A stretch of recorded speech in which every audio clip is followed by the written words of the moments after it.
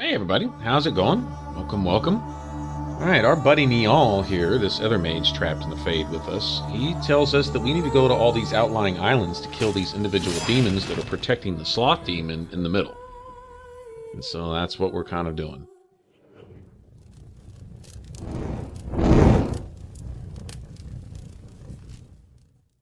Now, most importantly to me, what I'm trying to do is find all of these individual, what do you call them, fonts or whatever, that give you all these free attribute points. And some of them are pretty well hidden. You have to go through a series of mouse holes or different obstacles, like maybe a spirit door and a mouse hole and a massive door, the big heavy doors that you need the golem form to break down.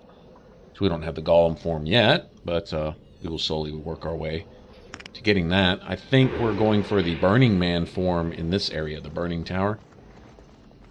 I believe that's what we're after here. And that will allow us to pass through the walls of fire that are protecting some other hidden areas here and there. And we will have to do some backtracking also.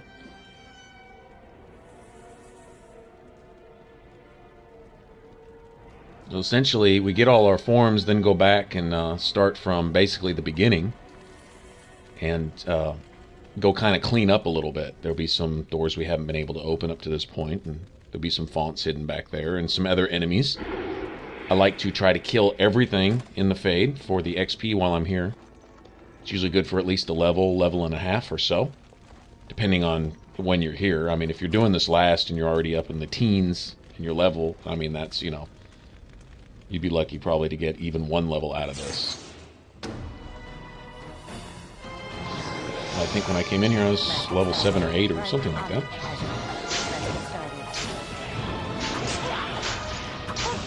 Alright, now these burning enemies, I don't think they do extra fire damage.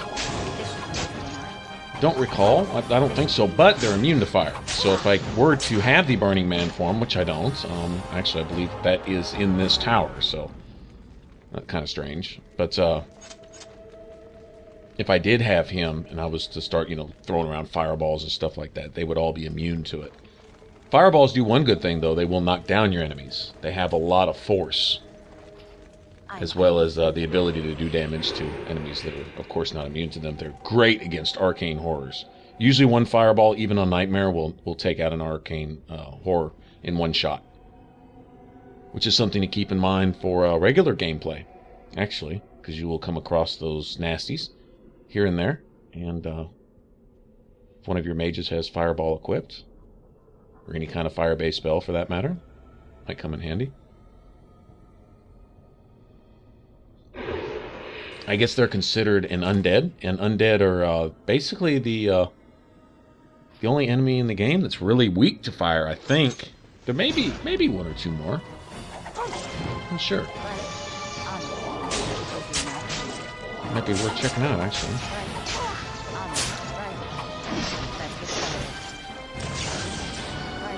Darkspawn actually might be a little weak to fire. Those big trees in the forest, and there's only a couple of them. I mean, it's not like an enemy you're going to commonly run into. It's not worth restructuring my characters, for one particular damage type. It's not worth that, considering there's only, I think 5 trees in the game to fight or something. I mean, it's minimal. But, oh, there's a massive door right there. As you wish. Speaking of those. But, I think Darkspawn might be a little bit weak to it. Undead especially, though. I think Undead and the trees have a strong weakness to fire. But, really the Undead, let's see. I think a few of them pop up in the forest too, so come to think of it, if you had a fire-based weapon, it'd be worth taking into at least the Brazilian forest when you go there. Anywhere else, I don't know. If you're going to go for Darkspawn weakness, they have runes that specifically do extra damage to Darkspawn. The Silverite, I think it's called. And it's, just specifically for them. The great thing about those runes is they do double damage to Darkspawn. Like a normal Grandmaster rune that might add 5 damage to your weapon, will do 10 extra damage to Darkspawn. But just Darkspawn, nobody else. But considering they're a pretty common enemy in the game, it's I don't know, the rune's worth having, actually, at certain points in the game, especially when you go to Orzammar, the end of the game, oh my goodness. Yeah, it's really on then. But I think one of the lessons here in Dragon Age is it's not really the Darkspawn that are the enemy. I mean they're the obvious antagonist in the game, but your fellow man, the mages who are just incapable of not killing everybody around them, and then you know, of course, Logain with his traitorous ass, and mercenaries and bandits who are preying on the weak. And I mean, it's surprising mankind doesn't destroy itself before the enemies ever get a chance to.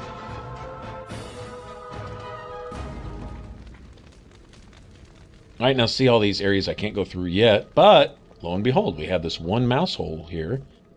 And it's little things like this, if you can find them, that will eventually lead you where you need to go get the forms, so you can come back here and search out all the rest of this stuff.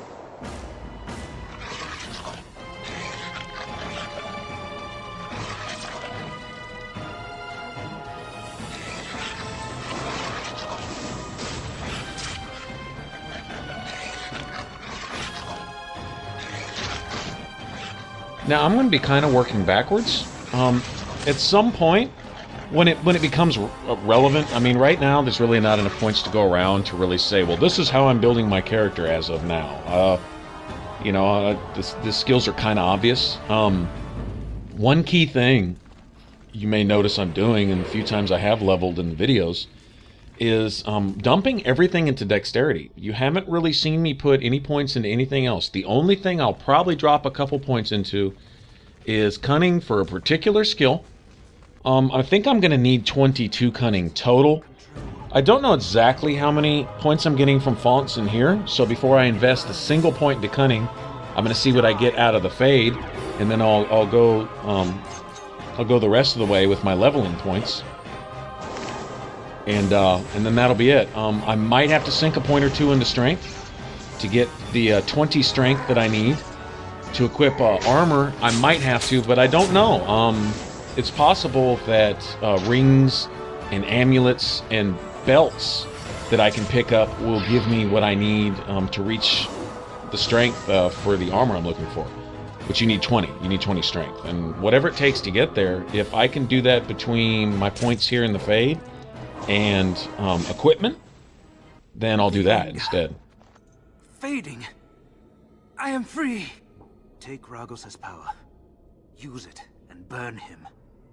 Burn them all. He guards Sloth. He bars the way. You must destroy the door. Other dreamers. Other powers. Only way. Alright. That wasn't disturbing at all. Okay, so he gives us a new form. We can go ahead and equip that. But yeah, anyway, you'll see me dumping my points into dexterity, and that's basically it. Why don't you put me into health and willpower? Actually, there may be a point depending on what kind of equipment I come across. I don't remember all the stats they put on your equipment, but if something gives me either extra stamina or extra willpower, or allows my stamina to regen a lot faster, or something like that, I probably won't even bother putting points in willpower. And health, my rogue isn't really so much a tank. I would like to be able to take a hit from some of the really, really big enemies. Like, I don't know exactly how much health you need to survive a grab by a dragon, but that's usually a one-shot type deal. But it's kind of situational. In other words, I can handle being knocked out here and there. Hopefully that doesn't cause my entire party to be wiped. But I can handle one of those, especially if my mage has something like Revive available where they can pick me back up, you know. Swig down an injury kit and go on about my business. But, you know, I'm not trying to do a no knockdown nightmare run here. I'm just doing a nightmare run. But I usually don't invest much in that either. And in Dragon Age 2, I was the same way. I didn't put anything in the health on my rogue, even on Nightmare. Everything went into just being a damage-dealing fool and relying on equipment, essentially, and free stuff, you know, available through gear and whatever to buff my character and give me some survivability. The rest of that was all DPS output.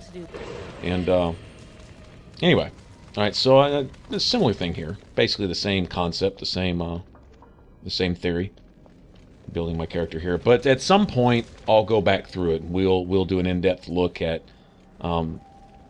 you know, skill point distribution and attribute point distribution and stuff like that. And you'll find that some of the numbers are surprisingly high, considering I haven't invested anything in them, basically through the fade here and through equipment. That's why finding all the fonts here is so important, because it's all about, you know, strengthening my character itself.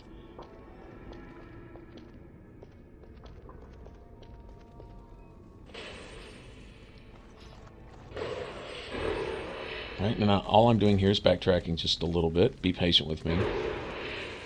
Making sure we haven't missed anything.